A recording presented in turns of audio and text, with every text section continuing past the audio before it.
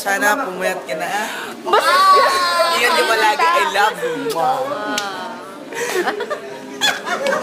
Uy! Akin na to. Binagsak na yung puso. Naitan na po ginawa sa phone na. Hindi ko kaya. Naka-seconds pa.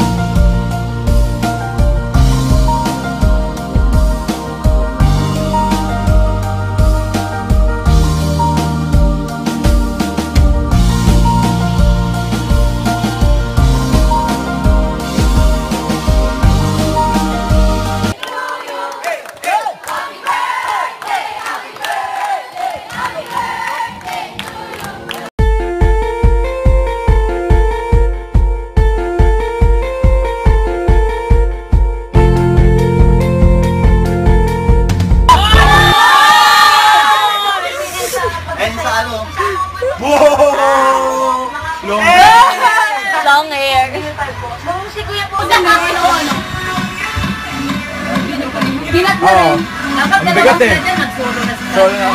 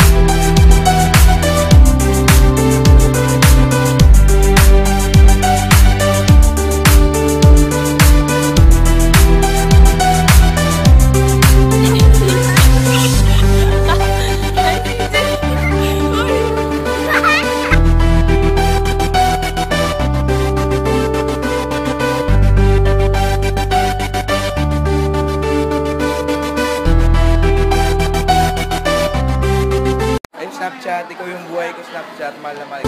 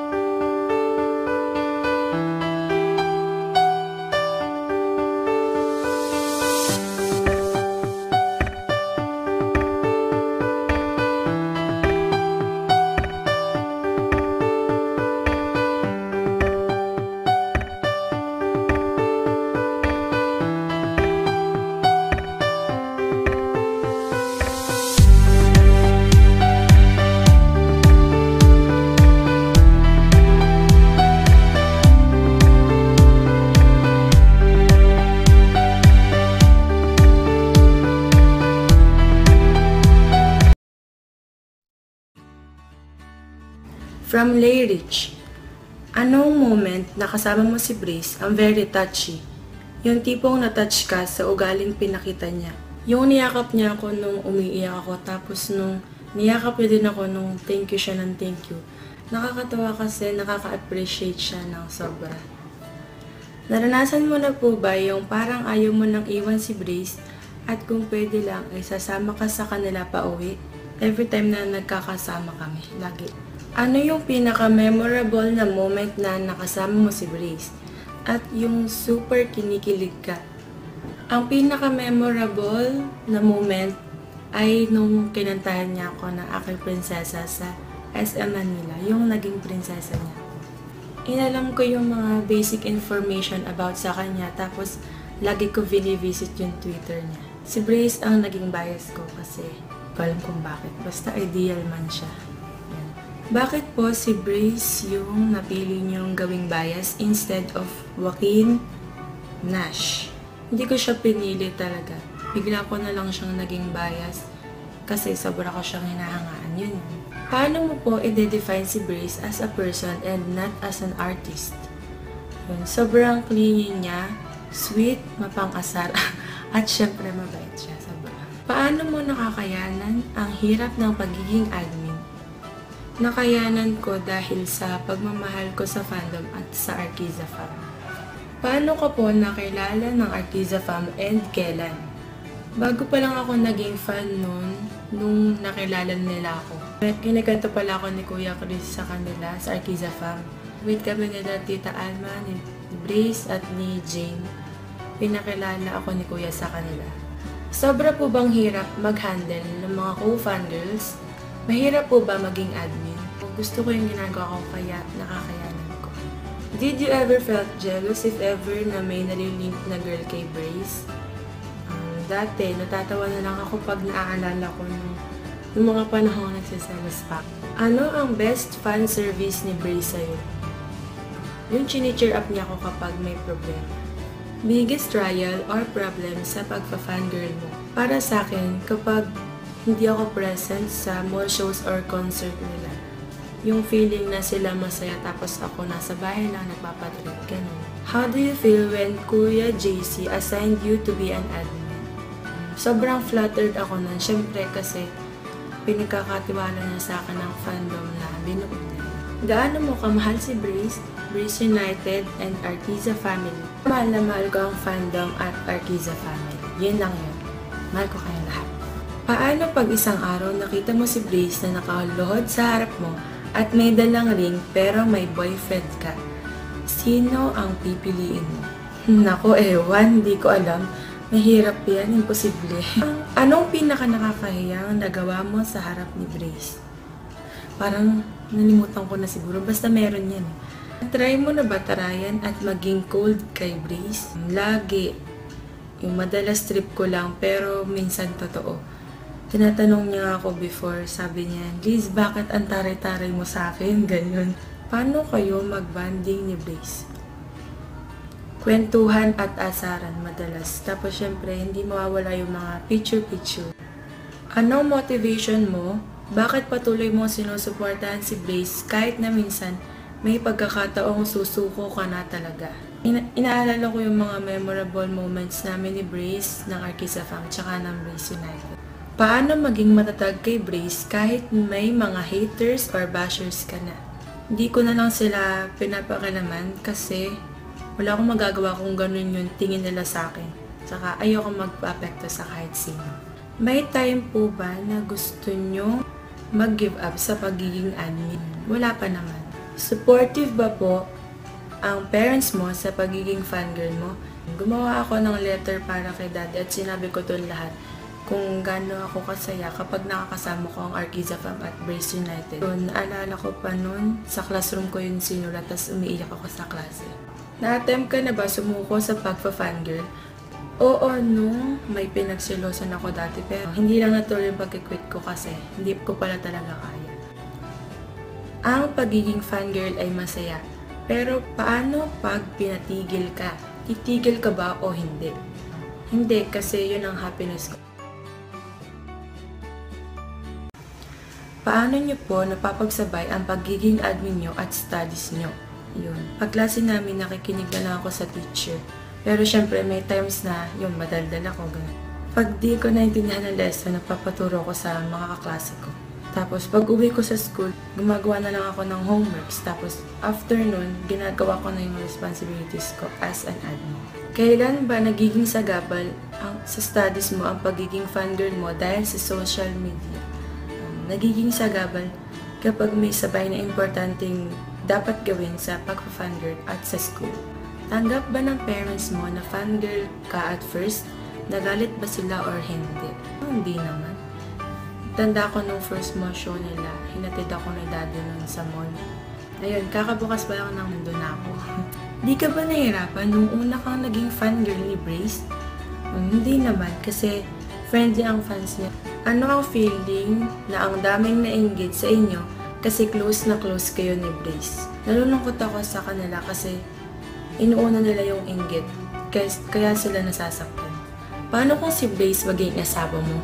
Anong magiging reaction mo? Ayun, syempre ako na yung pinakamaswerteng babae at fangirl sa mundo pag nangyari yun. Pero, di ka po ba nagsiselos kapag may pinapakilig o pinapartner kay Brace? Ano po ang status nyo ni Brace? Dati nagsiselos ako, ngayon hindi na. Ang status, fan niya ako, bias ko siya, and admin ako ng fandom niya. Para sa'yo, anong meaning ng pagiging fangirl o fanboy? Ay yung sinusuportahan mo yung idol mo sa kanila. Kahit anong mangyari. Ayun, iisipin ko na lang na may perfect timing ang lahat. Mangyari at mangyari talaga. Dapat mangyari. Gaano mo masasabi na madali o mahirap ang pagiging fangirl? Madali kapag masaya ka at mahirap kapag nasasaktan ka na. What's the best sacrifice that you did because of fangirl? Yung kapag pumupunta ako sa mga mall shows nila kahit sobrang layo. At kahit na may sakit ako o may exam, pinipilit ko talaga pumunta.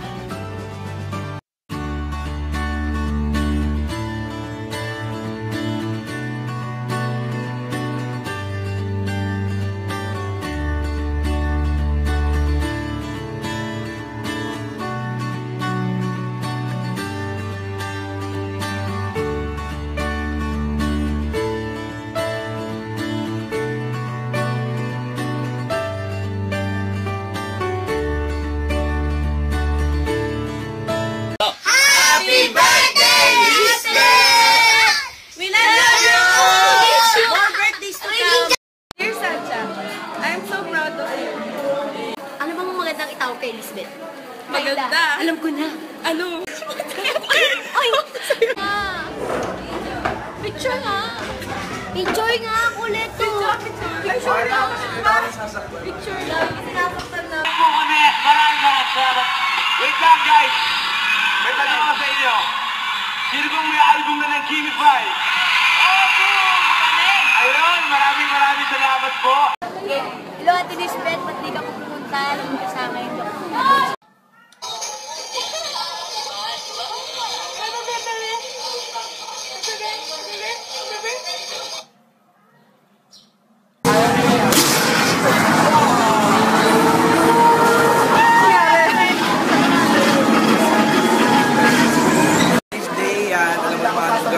Love, thank you sa support na yun.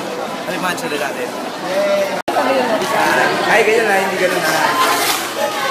Ano ba? Wala lang, ang ganda ni Lisbeth. Ay, talaga.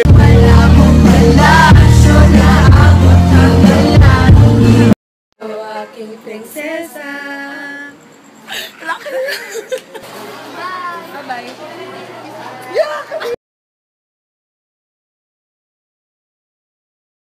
Sala!